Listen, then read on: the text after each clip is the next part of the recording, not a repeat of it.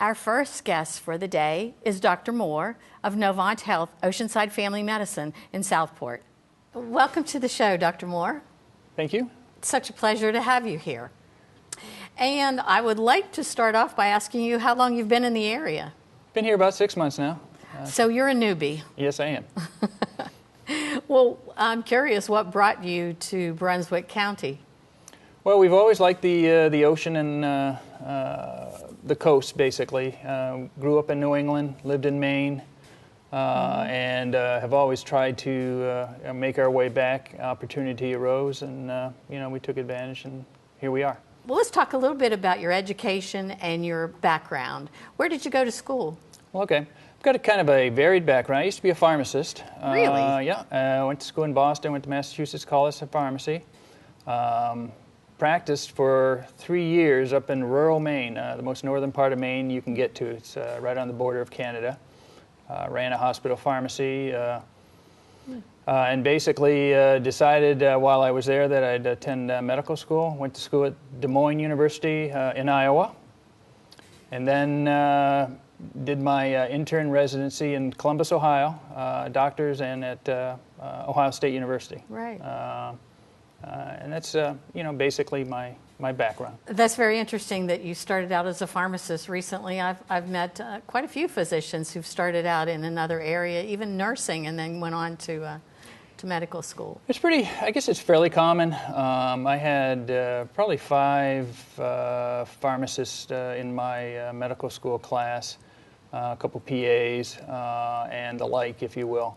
So I think it's a natural transition. It certainly gives you experience in other venues, if you will, of medicine, and then, you work your way into being a doctor. So. Well, now I understand that you are now at a practice in Southport. It's called Oceanside Family Medicine, Southport. Right. Southport. Mm-hmm. And that was formerly Comprehensive Medical. Is that correct? That's correct, yeah. We had a name change. The prior physician that had run the practice had a purely internal medicine practice. I'm a family practitioner. I've done a lot of internal medicine, but I have some other interests as well. And we've kind of changed the name. Now, where is it located?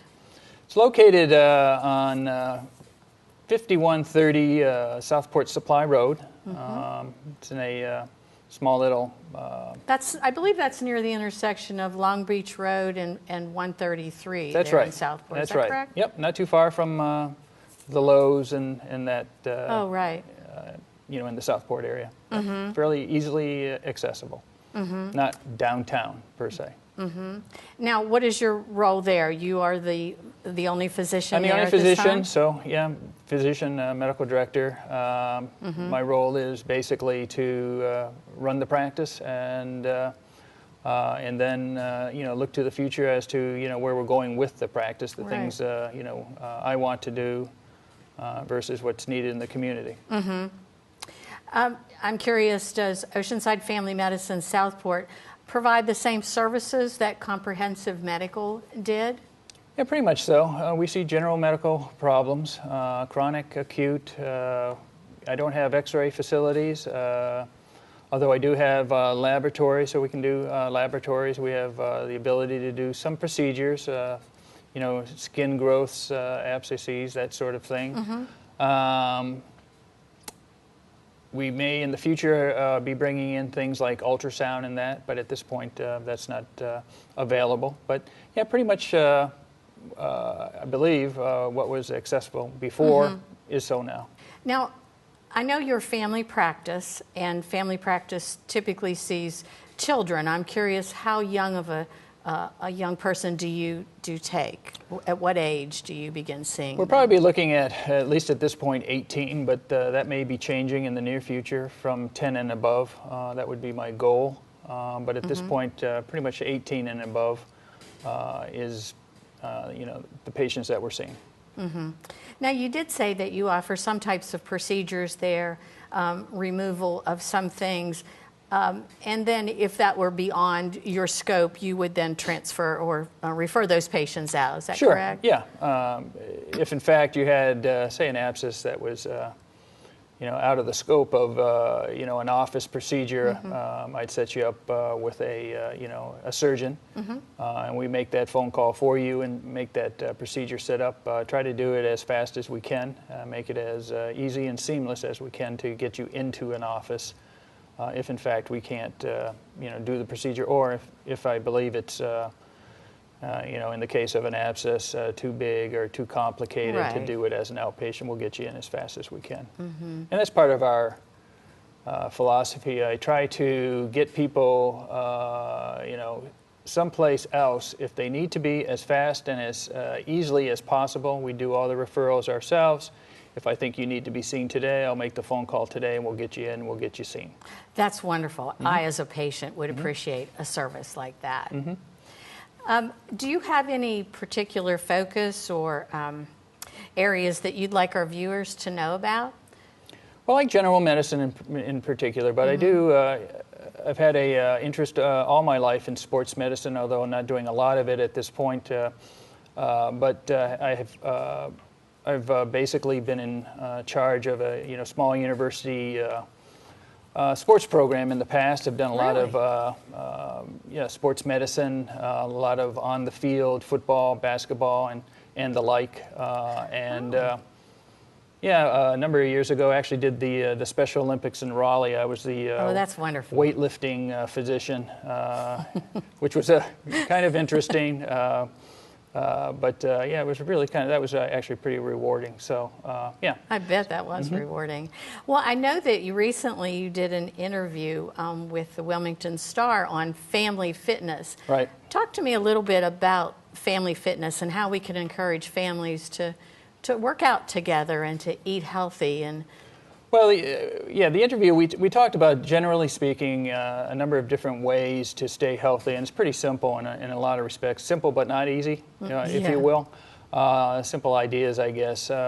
We talked about exercise and some kind of aerobic exercise along with some kind of weight-type exercise. Actually fairly simple, and you don't need machines and you don't need a lot of equipment. You don't need to join a gym. You can walk. Walking is incredibly easy, and it gets a lot of good results. So walking, and certainly no one has to run. If you're a runner, you like to run. You don't really have to run to stay in shape. You can have a decent pace, and you can run. So families can do that. You can, young children, husband and wife. If you have some elders in your family, they can oftentimes do the same as well. We talked about basically healthy heart-like dieting, which would be low cholesterol, more legumes, more nuts, more fruits, and probably quantities of foods are important. Kind of pushing away a little bit versus eating as much as possible. Stay away from the buffets. Yes, right? well, yeah, buffets are notoriously dangerous. Or supersizing. Yeah, supersizing, for sure, yeah. But and that's part of it too. Trying to stay away from fast foods and that sort of thing. Eating at home, eating relatively good food, if you will. Well, let me ask you this. Okay. Is it okay to walk in spurts? For instance, if I didn't have like an hour to do it, could I walk 30 minutes in the morning and 30 minutes in the afternoon? Yeah, absolutely. Are the benefits the same? Yeah. And and it's oftentimes easier that way. If you're adding on, it is the same. It's somewhat simple math, if you will. If you did something 10 minutes a day throughout the day, some people have, like if they're sitting at a desk, they have one of these little, almost like a little bicycle. Oh, yeah, I've seen those. And you can do that. Or, the other thing a lot of people do that are in an office is standing up at a desk. You can have a desk that's standing. If you're just standing, you're actually using calories that you didn't use before when you were sitting. Really? So, yeah. So, if you have a position where you can do that, it's a great idea. They actually have little steppers too as well, if in fact, but that might be more difficult. But yeah, you can do that. So you can add it up. Yeah, you can go in the morning, go in the afternoon, and actually a lot of if you look at a lot of like running programs and things like that for marathons or half marathons, they'll have people you run in the morning, run in the afternoon, split it up. It's a great way to do it. Not everybody has an hour. It's tough sometimes. Right, it is tough. And if you have a half hour, you wake up a half hour earlier. Right. Give or take, do your walking, and then you're ready to go. Do it when you come home. And then eat moderately, and eating better, maybe just watching what you're eating. And I think watching what you're eating, I mean, staying away from, if you will, the gravies and the heavy foods and that sort of thing. all the good stuff, Yeah, the butter. yeah, a lot of things that you like, or a lot of things we are all grown up on, really probably aren't really what we need, certainly.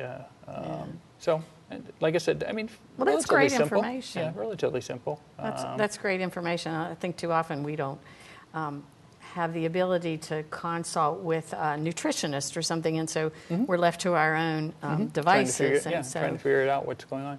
Right. We also talked about meditation. It's kind of I'm glad you brought that up. An interesting subject. Probably 10 years ago, I was at a conference in Boston and picked up a book about, it's called The Relaxation Response. I'm not plugging a book, but there's a cardiologist in Boston back in the early 70s, actually, who wrote a book called The Relaxation Response. And he had developed this theory that there's something called the fight or flight reflex, which has to do with, you see a dog coming at you, you get all geared up, your heart starts racing, your blood pressure goes, you're ready to either fight that dog or run. So he thought you could do the opposite. Could you look at, something such that you could, an example, bring your blood pressure down by thinking about it or by relaxing. And it's basically a lot of meditation. And then bottom line is he proved it. He went to India and he studied in the Himalayas, he studied Hindus, and he did blood studies. And he proved this point that, yes, you can do some good for your blood pressure, pulse, etc., just by meditation. And not just a one-time deal, though. It's almost like taking a pill. Oh. You got to take it on a daily basis, 10 minutes, 15 minutes, but it adds up. So I was a skeptic, and I'm not anymore. And I believe it works. He was somewhat chastised back in the 70s by the medical community, and now at Mass General, at Beth Israel in Boston, they have departments that are basically geared at this. Really? So it's proven to be a worthwhile thing. And I usually talk to people with high blood pressure, and we talk about white coat hypertension. Right. And one of the ways you can kind of beat that is through meditation and breathing exercises. And again, this doesn't cost you anything. It's pretty simple. It takes about 10 minutes a day. So. I'm so glad you brought that up. I would like more information on that. I'm going to have to do some research on that. It's easy to find. His book, again, not plugging it, but it's on eBay, probably about $10 or $12. Great. And they have used ones as well. Great. So. Well, it's been wonderful having you here today. I have learned so much. I know our viewers have. And if we have a viewer out there that would like to schedule an appointment, can you tell us how we might do that? Yeah, you can just give us a call, 910-454-4032, and we'll set you up for an appointment as soon as we can. That's wonderful. Thank you so much for being here. Sure. Well, thank you for asking. Yep. You're welcome.